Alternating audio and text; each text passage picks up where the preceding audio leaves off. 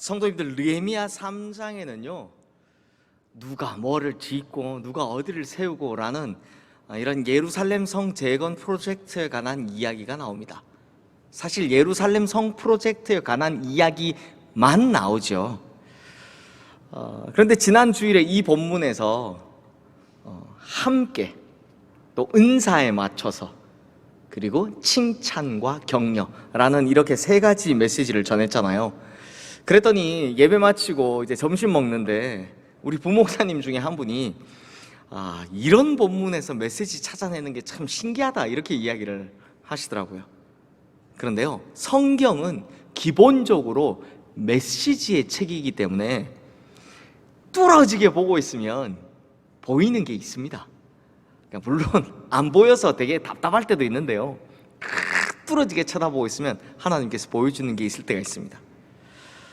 이번 주부터 이제 새벽기도의 역대기를 시작하는데요, 역대기도 1장부터 9장까지 족보만 계속 나옵니다. 누구네 족보만 계속 나옵니다. 성경 안에서 가장 긴 족보죠.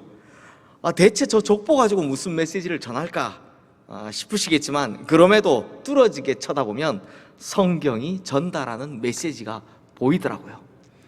새벽기도 많이 참석하시라고 드리는 말입니다. 마찬가지로 오늘은 제가 이 느헤미야 3장을 뚫어지게 쳐다보다 찾아낸 두 가지의 메시지를 전해보려 합니다. 성도님들, 느헤미야 당시 예루살렘 성벽에는 그나마 좀 멀쩡해서 쓸만했던 5개의 성문과 완전히 무너져서 새로 세워야 하는 8개의 성문, 그래서 모두 13개의 성문이 있었습니다. 그리고 각각의 성문마다 그 이름에 담긴 특별한 쓰임새가 있었습니다. 시간상 다 소개는 못하겠지만 몇 가지만 말씀드리자면, 3절의 어문은 지난주에 봤죠. 물고기 어자를 써서 생선들이 들어오는 문이었고요. 또 6절의 옛문은 이게 옛날을 뜻하는 옛이 아니라 예루살렘 북쪽에 위치한 여사나, 이 여사나를 뜻하는 말로 여사나로 가는 문, 이 문을 통과해야 여사나로 간다, 이런 문입니다. 또 13절의 골짜기 문은 이제 망보는 이제 망대가 서 있던 흰놈 골짜기로 가는 문이었고요. 또 15절의 샘문은 그 유명한 실로암 샘문으로 실로암 연못으로 가려면 이제 나가야 되는 문이었습니다. 또 28절의 마문 같은 경우는 말 탄 사람들이 성내로 들어올 때 사용했던 문, 그러니까 좀 높았겠죠, 문이. 이런 문이었습니다. 그런데 성도님들, 성경은요 항상 중요한 걸 먼저 씁니까? 뒤에 씁니까? 앞에 씁니까? 뒤에 씁니까? 앞에다 쓰죠. 그렇다면 75명이 넘는 사람들이 세운 성벽과 또 이들이 재건한 8개의 성문, 이 많은 것들 중에 가장 먼저 언급된 것이 뭐냐? 바로 오늘 본문 1절 말씀에 나오는 양문이었습니다. 지난주에 보았듯이 하나님께 제사 드릴 때 사용되는 양들 또는 염소들 또는 소들, 이런 것들이 통과하는 문이죠. 그래서 양문은 성전 가장 가까이에 있던 문입니다. 아니, 그렇다면 성도님들, 느헤미야는 왜 이 많은 성벽과 성문들 중에 하필 양문을 세운 이야기를 가장 먼저 했을까요? 여기에는 느헤미야가 우리에게 전해주고 싶은 아주 중요한 메시지가 있기 때문입니다. 그 메시지가 뭐냐? 그러니까 제일 처음 썼던 이유가 뭐냐? 회복이란 건 가장 먼저 예배의 회복에서부터 시작된다라는 것을 우리에게 알려주고 싶었던 겁니다. 지금 느헤미야가 예루살렘 성 재건하는 것은 사실 성벽과 성문만 다시 세우려는 것이 아니지요. 더 크게는 자신의 민족을 일으켜서 이스라엘이라는 나라를 다시 회복시키고자 하는 겁니다.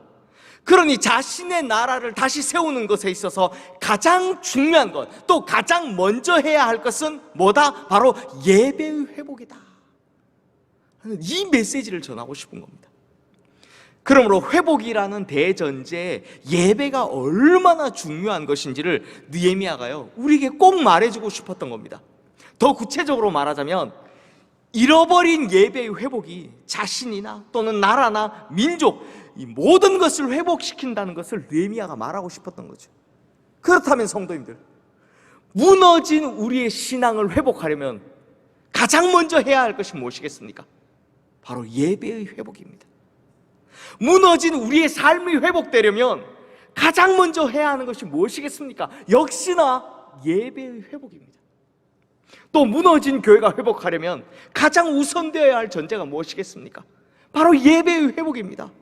그리고 무너진 나라가 회복되려면 가장 우선되어야 할 전제가 무엇이겠습니까? 역시나 예배의 회복입니다. 그러므로 우리의 삶이 무너졌을 때, 우리의 신앙이 무너졌을 때, 우리가 속한 공동체가 무너졌을 때 뿐만 아니라 모든 무너진 곳을 회복하려면 가장 중요하고 가장 먼저 해야 할 것은 바로 예배의 회복이다 라는 겁니다. 이걸 느헤미야가 가르쳐주고 있는 거죠.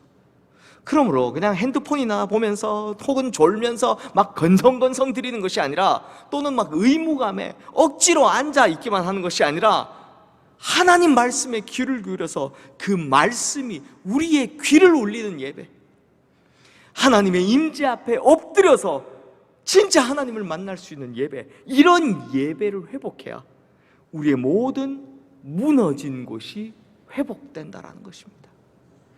그러므로 모든 무너진 곳에서 다시 일어나려면, 회복하려면 나의 예배 회복이 필수이고 가장 우선시 되어야 한다라는 것입니다. 그런데요, 여기엔 더 놀라운 사실이 있습니다. 느헤미야가 이 양문 세운 사람 이름을 기록하고 있죠. 바로 대제사장 엘리야십과 그의 형제 제사장들입니다. 그런데요, 이 대제사장 엘리야십에 관한 이야기에는 정말 놀라운 것이 숨겨져 있습니다. 느헤미야 13장에 보면, 좀 뒤죠, 느헤미야가 잠시 이 자리를 비우는데요, 그 사이에 이 대제사장 엘리야십이 무슨 짓을 하냐? 느헤미야의 정적 세 사람 있죠. 산발랏, 도비야, 게셈. 이 세 사람 중에 도비야라는 사람을 위해서 성전에 큰 방을 하나 내줍니다. 근데 이 방이 뭐 하는 방이냐? 원래 소재물과 유향과 또 11조로 드린 곡물과 새포도주와 기름, 그리고 제사장들에게 준 거제물, 그게 좋은 고기의 좋은 부분이죠. 이런 것들을 저장해 두는 곳이었습니다. 그러니까 이 방은요, 하나님께 드리는 좋은 것들로 가득 차 있던 방이었습니다. 사실 백성들이 하나님 앞에 드리는 거니까 얼마나 좋은 것들을 가져왔겠습니까? 그렇게 백성들이 정성으로 하나님께 바친 그 좋은 음식들, 그 좋은 진미들이 가득한 그 방을 느헤미야의 정적이었던 도비야에게 내어줘서 그가 하나님의 것을 자기 마음대로 먹고 마시고 호의호식하는 생활을 할 수 있도록 만들어준 사람, 이런 말도 안 되는 불법적인 일을 행한 사람이 누구라고요? 바로 대제사장 엘리야십이었다는 겁니다. 그렇다면 우리는 충분히 이 느헤미야와 대제사장 엘리야십의 관계를 추측해 볼 수 있죠. 대제사장 엘리야십은요, 느헤미야를 결코 좋게 생각한 사람이 아니었습니다. 아주 탐탁찮게 생각했어요. 그러면 이걸 느헤미야는 몰랐을까요? 아니요, 잘 알고 있었습니다.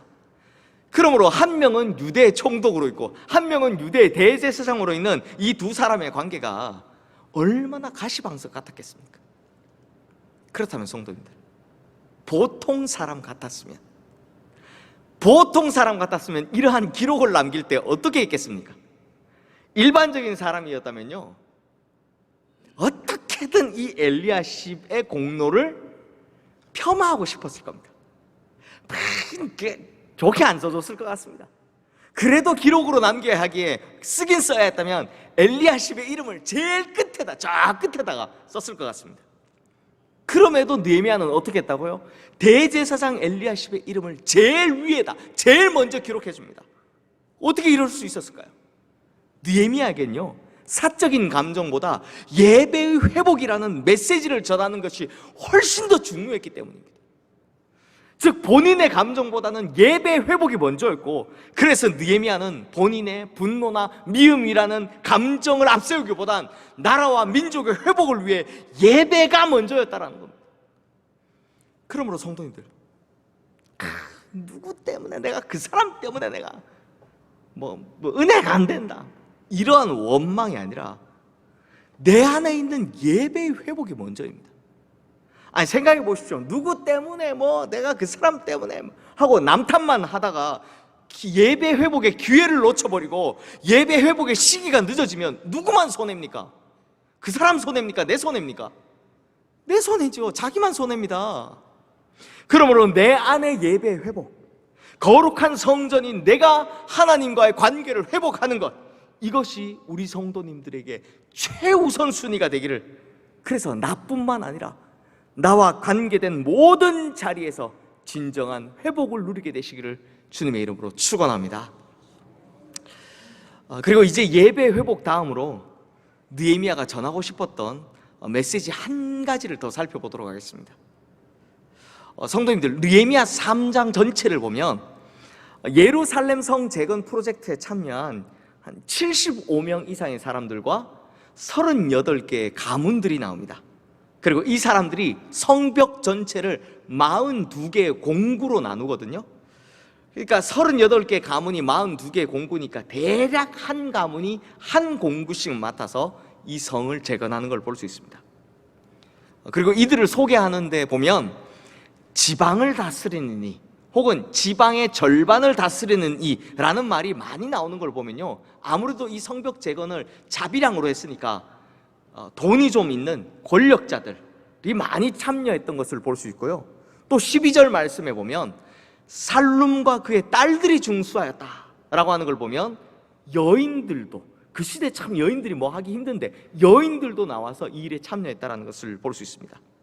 그러므로 남녀노소 하여튼 가리지 않고 모든 사람들이 자기가 맡은 구역을 책임지고 십시일반으로 협력해서 결국 이 예루살렘 성 프로젝트가 완성되었다는 것을 볼 수 있죠. 그런데요, 5절 말씀 한번 보십시오. 우리 함께 읽어보겠습니다. 그 다음은 드고아 사람들이 중수하였으나 그 귀족들은 그들의 주인들의 공사를 분담하지 아니하였으며. 자, 남녀노소를 불문하고 모든 사람들이 성벽 재건에 나섰을 때 드고아 사람들도 함께 참여했다라고 합니다. 지난주에 보았듯이 드고아는요, 예루살렘 남쪽으로 한 16km 떨어진 곳에 해발 850m 위에 있는 마을입니다. 그러니까 예루살렘 성이 재건되든 말든 자기들하고 아무 상관없는 사람들입니다. 그런데 참 감사하게도 이 사람들까지 와서 예루살렘 성 재건 프로젝트에 참여해 주었다는 겁니다. 그런데요, 드고아 사람들 말고, 그러니까 일반 백성들 말고 드고아 귀족들은 어떻게 했다고 합니까? 우리 같은 귀족이 어떻게 저런 일을 해? 라고 생각해서 그 일에 참여하지 않았다는 겁니다. 그럼에도 불구하고 하나님께서는 그들 없이도 결국 성벽 재건을 이루어내시죠. 결국 이 사람들은 빠진 겁니다. 도태된 겁니다. 그런데 당시엔 별로 티가 나지 않은 거죠. 왜? 다들 다른 사람들이 열심히 메워줬으니까. 하지만 지금 우리는 기록된 이 말씀을 통해 하나님의 사역에 동참한 사람과 동참하지 않은 사람이 확연히 구분되어짐을 볼 수 있는 겁니다. 그러므로 성도님들, 하나님께서 주신 비전에 내가 참여하지 않는다면 나중에 하나님께서 나를 어떻게 평가하실까? 라는 것에 대해 우리가 깊이 생각해 봐야 한다는 겁니다. 하기 싫다고 안 하는 것이 아니라 오히려 남들이 안 하고 싶어하는 어려운 것을 내가 하는 것, 이걸 하나님께서 높이 평가하시는 겁니다. 성경에서 이걸 바로 섬김이라고 하는 거죠. 그래서 성도님들, 느헤미야 3장에는 이렇게 섬김의 자리를 걷어찬 드고와 귀족들과는 정반대로 남들이 하기 꺼려했던 힘든 일을 자청한 사람도 있었다라고 이야기하는 겁니다. 오늘 두 번째 본문인 14절 말씀 우리 함께 읽겠습니다. 분문은 베닷게렘 지방을 다스리는 레갑의 아들 말기야가 중수하여 문을 세우며 문짝을 달고 자물쇠와 빗장을 갖추었고. 자, 성도님들, 분문이 무슨 문인 것 같습니까? 이 쓰임새에 따라 문 이름이 정해졌다 그랬잖아요. 분문. 혹시 영어 성경이나 한문 성경 가지고 계신 분 계십니까? 거기에 보면 영어로는 dung gate, 한문으로는 똥분자를 쓰고 있습니다. 그러니까 분뇨 치우는 게 분뇨가 나가는 문입니다. 좋게 말해 폐수장으로 가는 문이고요, 원문 그대로 하면 똥문입니다. 그러니까 온 예루살렘 사람들이 모아놓은 똥통 들고 나가는 문, 거기다가 이제 폐수장에 모아두는 문, 종들이 이걸 메고 지나가는 문, 여기가 바로 분문이라는 겁니다. 그러니 분문은요, 항상 그 근처에 폐수장이 있으니까 지독한 냄새가 나고 가장 지저분한 곳인 거죠. 그러니 누가 그런 곳에서 공사하고 싶겠습니까? 그 냄새 나는 곳에서 누가 공사하고 싶겠습니까? 그런데 레갑의 아들 말기야는 자신의 신분이 베닥게렘 지방을 다스리는 높은 사람임에도 불구하고 그 분문을 수축하는 데 헌신하여 섬겼다는 겁니다. 사실 말기야도요, 왜 안 그랬겠습니까? 남들처럼 좀 멋지고 아니면 좀 쓸모도 많고, 그래서 사람들도 좀 많이 다니는 그런 성문에다 이 성문 재건한 사람이라고 멋지게 자기 이름 탁 드러내고 싶은 마음 왜 없었겠습니까? 그럼에도 분뇨나 짊어지고 돌아다니는 이 종들이나 알아주는 분문을 수축했다는 것, 그 냄새 나는 곳에서 이 공사를 했다는 것. 레갑의 아들 말기야라는 사람은 느헤미야 3장에서 딱 한 절 나오지만 이름 없이 빚도 없이 묵묵히 섬기던 섬김의 회복을 통하여 나라와 민족을 재건하는 본을 보여준 사람이다라는 겁니다. 사랑하는 성도님들, 드고아의 귀족들처럼 하나님의 부르심이 있을 때 그냥 외면하면요, 당시에는 편할지 모릅니다. 체면국이지 않아도 되고요, 자기 시간 뺏기지 않아도 되고요, 자기 물질 소비하지 않아도 됩니다. 애써 일하면서 괜히 감정 낭비하지 않아도 됩니다. 하지만 그러면 하나님 앞에 좋은 평가받기는 틀린 거죠. 반대로 말기야처럼 주님께서 주신 사명을 위해 섬기는 사람을 하나님께서는 높이 평가해 주십니다. 누구나 하기 힘들어하는 것을 기꺼이 책임지는 사람을 하늘에서 상급이 큰 사람이라고 하는 거죠. 이런 말씀은요, 성경이 비일비재합니다. 마태복음 23장 12절 말씀에 보면 누구든지 자기를 높이는 자는 낮아지고 누구든지 자기를 낮추는 자는 높아지리라 라고 예수님께서 직접 말씀하셨고요, 야고보서 4장 10절 말씀에도 주 앞에서 낮추라, 그리하면 주께서 너희를 높이시리라 라고 말씀하십니다. 그러므로 이건 말씀인데 그 중에서도 약속의 말씀인 겁니다. 약속이죠.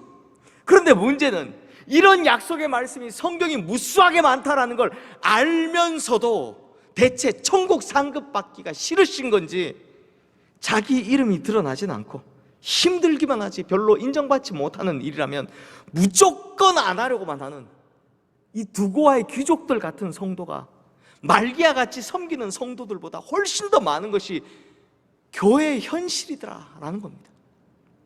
그러므로 우리 시흥교회 성도님들은 두고아의 귀족들이 아니라 말기야처럼 이름도 없이 빚도 없이 스스로를 낮추는 섬김을 통해 주님의 비전에 동참하는 축복도 누리시고 하늘의 큰 상급도 받으시고 주님께 높임을 받으시는 우리 모든 성도님들 되시기를 주님의 이름으로 축원합니다. 이제 말씀을 마무리하겠습니다. 성도님들, 앞서 말씀드린 것처럼 진짜 사람 이름하고 그 사람이 한 일이 짤막짤막하게 그리고 다다닥 나오는 이 느헤미야 3장을 뚫어지게 쳐다보다가요, 느헤미야의 예배 회복에 대한 갈망, 또 이 말기야의 섬김이라는 이 두 가지를 찾아내긴 했는데요, 그런데 진짜 생각하면 생각할수록, 묵상하면 묵상할수록 이 두 사람이 진짜 힘들었을 것 같다라는 생각이 자꾸 드는 겁니다. 사실 그렇잖아요. 느헤미야는 대제사장 엘리야십과의 관계가 참 어려웠겠죠. 사사건건 자기가 하는 일에 방해하고 심지어 자기 목숨마저 노리는 이 원수 같은 사람 때문에 당연히 힘들었겠죠. 그리고 말기야도 힘들었을 겁니다. 분문 건축할 때 함께 하던 사람들이 왜 우리만 이렇게 냄새 나는 곳에서 일해야 되냐고, 고생은 고생대로 다 하는데 왜 인정도 못 받는 이런 일을 해야 하냐고, 왜 불평하지 않았겠습니까? 이런 걸 생각해 보니까 이분들 진짜 힘들었겠다, 이런 생각이 들더라고요. 그런데 대체 느헤미야나 말기야 같은 이 사람들은 어떤 마음을 먹었길래 느헤미야는 오히려 엘리야십을 후대해주는 기록을 남기고 말기야는 아무도 하지 않으려 했던 이 분문을 건축할 수 있었던 걸까요? 참 아쉽게도 이게 한 절 한 절만 나오다 보니 이에 대해서 성경에 자세히 기록되어서 나오지는 않지만 충분히 생각해 볼 수는 있는 겁니다. 바로 저항의 힘입니다. 미국의 유명한 여성 건축가인 마야린이라는 분이 이런 말을 했습니다. 날기 위해서는 저항이 있어야 한다. 예를 하나 들어보겠습니다. 보통 비행기가 이륙하려면 시속 300km 이상을 달려야 이제 올라간다고 합니다. 그래서 이륙할 때 비행기 타보셨죠? 와서 이렇게 떠오르지 않습니까? 그런데요, 이 세상에는요 시속 300km 이상 달리는 자동차도 많다고 합니다. 성도님들 들어는 보셨습니까? 부가티, 페라리, 람보르기니 등등등. 제가 이걸 잘 몰라서 검색을 해봤더니 슈퍼카라고 불리는 진짜 멋지게 생긴 차, 그리고 그 차의 최고 속도 등등 이 정보들이 줄줄줄 나오는데요. 와, 이름도 처음 들어보는데 이름도 V 이렇게 이름도. 저는요 시속 300km 이상 달리는 차가 이렇게 많은지 처음 알았습니다. 심지어 거기 기록에 보니까 시속 400km를 넘게 달리는 차도 있더라고요. 그런데 성도님들, 차이가 있죠. 비행기는 시속 300km를 넘게 달리면 날아오릅니다. 그런데 시속 300km를 넘게 달리는 자동차 날아오릅니까? 못 납니다. 날아오르면 큰일 나죠. 날아오르면 큰일 나죠. 못 날아오릅니다. 그 이유가 뭘까요? 이유 간단합니다. 자동차는요 시속 300km를 넘게 달리기 위해서 최소의 저항만을 받기 위한 위에 디자인된 몸체를 가지고 있지만, 비행기는 날아오르기 위해서 오히려 공기의 저항을 받는 디자인으로 설계되어 있기 때문입니다. 그래서 비행기 타실 때 날개 쪽에 타신 분들은 보셨을 겁니다. 이렇게 창밖으로 이렇게 보고 있으면, 좀 멀미가 나긴 하지만 이렇게 보고 있으면 이륙할 때 어떻게 합니까? 날개를 접는 게 아니라 오히려 이렇게 들어 올려서 이렇게 뒤쪽에 팍 펼쳐 올리는 걸 볼 수 있습니다. 그러므로 저항이 있어야 날아오를 수 있다는 겁니다. 저항을 피하는 자동차는 날아오를 수 없지만 저항을 마주쳐 달리는 비행기는 날아오를 수 있다는 겁니다. 그러므로 자신의 삶에 다가온 이 거대한 저항을 마주쳐 달리는 그리스도인은 결국 독수리가 날개치며 날아오르듯 그렇게 날아오르게 된다는 겁니다. 하지만 이 저항을 힘들다고 피하려고만 한다면 타조가 되는 거죠. 닭 혹은 칠면조처럼 그냥 땅바닥만 기는 겁니다. 주님께서 우리에게 날아오르라고 날개를 주셨는데도 그 날개는 그냥 폼으로만 가지고 딱 접고는 늘 거기에만 머무는, 거기서 거기인 그런 신세로 전락해버리고 만다는 겁니다. 성도님들, 물론 하나님의 뜻을 따르기 위한 예배의 회복도, 섬김의 자리로 가는 것도 결국 쉽지 않습니다. 역시나 우리가 살아가는 삶 자체도 쉽지 않습니다. 하지만 하나님의 뜻을 따르기 위해 저항에 맞부딪혀 날아오르는 느헤미야나 말기야처럼 우리 성도님들 역시도 마음의 저항을, 또 주변의 저항을, 그리고 환경의 저항을 맞부딪혀 나가면 독수리 날개치듯 힘차게 날아오르게 될 줄로 믿습니다. 그러므로 우리 성도님들, 예배의 회복, 섬김의 회복을 위해 달려나가다 맞부딪혀 오는 저항, 이걸 두려워하거나 어려워하지 마시고 뚫고 나가 결국에는 힘차게 날아오는, 그래서 주님께 높임을 받는, 그래서 하늘에 큰 상급 받으시는 우리 모든 성도님들 되시기를 주님의 이름으로 축원합니다. 기도하겠습니다. 우리에게 회복을 명하신 하나님 아버지, 우리의 예배가 온전히 회복되어지기를 원합니다. 또한 우리의 삶의 섬김이 온전히 회복되어지기를 원합니다. 약속된 말씀대로 행하고 살아가 예수 그리스도 날 닮은 낮아짐으로 주님께는 높임을 받고 세상은 이기며 나가는 우리 모든 성도님들 되게 하여 주시옵소서. 느헤미야가 예배의 회복을 위하여, 말기야가 섬김의 회복을 통하여 자신과 공동체와 민족의 부흥을 꿈꾸었던 것처럼 우리 역시 예배와 섬김의 회복을 통하여 이런 부흥을 꿈꾸게 하여 주시옵소서. 꿈만 꾸는 것이 아니라 실제로 주님께서 이 모든 회복과 부흥의 소망을 이루어 주시옵소서. 우리에게 예배와 섬김의 능력을 회복하라 명하시는 우리 주 예수 그리스도 이름으로 기도드리옵나이다. 아멘.